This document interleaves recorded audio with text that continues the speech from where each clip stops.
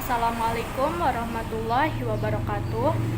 Perkenalkan, nama saya Vivi Andriani dari kelas 12 6A35 Universitas Bina Sarana Informatika Tegal. Saya Samuel Muhotob dari Universitas Bina Sarana Informatika Kampus Kota Tegal. Saya Arstiawan dari Universitas BSI Tegal. Di sini saya akan membahas kisah Rasulullah SAW dan para sahabat dalam menyikapi wabah. Nah, menurut Ibnu Hajar Al-Asqalani, wabah atau taun adalah sebuah penyakit yang mengganggu pernafasan, melemahkan badan, dan jantung. Sebuah virus mematikan yang terletak di rongga mulut, kemudian menyebabkan rusaknya pembuluh darah. Nah, ciri-cirinya bagaimana sih orang yang terkena taun itu? Ciri-ciri orang yang terjangkit virus ini, virus taun, yaitu menderita benjolan-benjolan yang ada pada badannya. Dan ini sebagaimana yang dikabarkan oleh Rasulullah SAW, at-ta'una uddatu ka'uddatil ibil, yang artinya taun itu berupa daging yang tumbuh bagaikan daging yang tumbuh yang menimpa onta. Hadis ini diriwayatkan At-Tabrani dan dihasankan oleh Al-Albani. Nah, taun menurut para ulama, sebagian ulama membedakan antara taun dan wabah. Nah, menurut mereka, taun merupakan bagian dari wabah. Sebagian lainnya menyamakan antara taun dan wabah. Jadi, menurut mereka, setiap wabah adalah taun. Wabah sendiri berarti penyakit tertentu yang menyebar ke wilayah yang luas, bahkan menyebar ke seluruh dunia, atau yang sering kita dengar pandemi, atau juga diartikan dengan epidemi, yaitu penyakit yang menyebar luas di satu kawasan. Nah, dalam Islam sendiri ada sejarahnya, sejarah wabah dalam Islam. Sejarahnya bagaimana ketika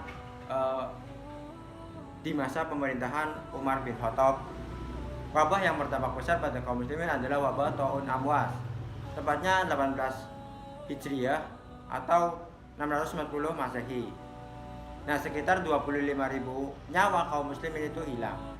Di antara mereka adalah tokoh-tokoh terbaiknya. Wabah ini menimbulkan kerugian dari sisi politik, sisi ekonomi, dan sisi militer. Kisahnya seperti ini. Kisah pada saat Umar bin Khattab radhiyallahu anhu, ketika Umar pergi ke Syam dan kemudian disambut oleh komandan-komandan perang yang ada di Syam. Ketika Umar akan masuk, baru sampai di Saraug, dikabarkan di sana ada wabah. Kemudian Umar musyawarah dengan para sahabat, dari mulai sahabat muhajirin, sebagian mengatakan untuk tetap masuk, dan sedangkan sebagian mengatakan jangan. Sahabat Ansor pun demikian. Tidak lama kemudian datang Abdurrahman bin Auf dan berkata, aku ada ilmu tentang ini, tentang itu ya. Maka disampaikan oleh Abdurrahman bin Auf, Rasulullah SAW bersabda, idza sami'tum bitta'uni bi ardi fala tadkhuluha wa idza waqa'a bil ardi wa antum biha fala tahruju minha. Yang artinya itu, apabila kalian mendengar ada penyakit taun di satu negeri, jangan kalian masuk ke negeri itu. Apabila terjadi di satu negeri dan kalian ada padanya, jangan keluar. Hadis diriwayatkan oleh muttafaqun alaih. Penyakit taun ini juga pernah dijelaskan oleh Rasulullah SAW saat Aisyah radhiyallahu anhu bertanya, ya Rasulullah, apakah taun itu? Kemudian beliau SAW berkata bahwa taun itu ada yang Allah kirimkan kepada apa yang Allah kehendaki dari manusia ini, tapi itu sebagai bentuk rahmat bagi kaum muslimin. Dan tidaklah seorang hamba yang mengalami penyakit taun kemudian dia tetap tinggal di negerinya, tidak keluar, sabar dan mengharapkan ganjaran dari Allah Subhanahu wa taala, dan dia meyakini bahwa tidak akan ada yang menimpa kecuali apa yang telah Allah takdirkan bagi dia, dan melainkan orang mukmin ini mendapatkan ganjaran seperti ganjaran orang yang mati syahid. Hadis ini sahih diriwayatkan oleh Imam Bukhari. Lalu apa yang dilakukan oleh kaum muslimin pada saat itu dalam menyikapi wabah? Jadi, kaum muslimin pada saat itu berpegang teguh pada dalil yang disampaikan oleh Rasulullah SAW, yang beliau SAW bersabda bahwa apabila kalian mendengar ada penyakit taun di satu negeri, maka jangan kalian masuk ke negeri itu, dan apabila kalian ada pada negeri itu, maka jangan keluar. Nah, jadi ini memang ada dalil atau nasnya ya teman-teman. Kalau misalnya kita ada di negeri itu, maka jangan keluar, dan kalau kita dari luar, maka jangan masuk ke negeri itu. Supaya apa? Supaya tidak menular dan tambah meluas. Dan ini disebut juga sebagai isolasi atau karantina sesuai dengan dalil. Nah, di sini ada yang menarik, catatan menarik dalam sejarah Islam ini, yaitu penanggulangan wabah pada saat itu. Selain membuat kebijakan dan usaha real, masyarakat juga terus diingatkan untuk senantiasa mendekatkan diri kepada Allah, beribadah, bertaubat, dan beristighfar, serta terus meningkatkan ibadahnya. Aksi nyata ini dilakukan sebagian masyarakat dengan menutup tempat-tempat khamar diperjualbelikan dan juga menjauhi perbuatan keji dan mungkar. Sikap seorang muslim dalam menghadapi wabah. Yang pertama adalah melakukan social distancing dan isolasi diri.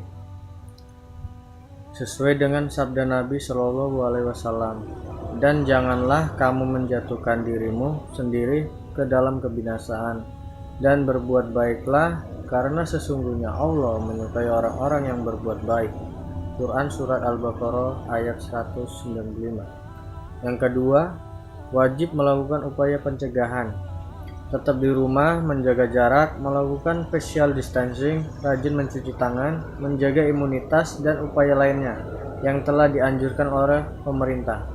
Yang ketiga, menutup wadah makanan dan minuman. Rasulullah Shallallahu Alaihi Wasallam bersabda, tutuplah tempat makanan dan minuman, karena sesungguhnya dalam setahun ada satu malam yang wabah akan turun, dan tidak akan melewati satu tempat makanan atau minuman yang tidak ditutup, kecuali akan turun wabah tersebut pada makanan atau minuman tersebut.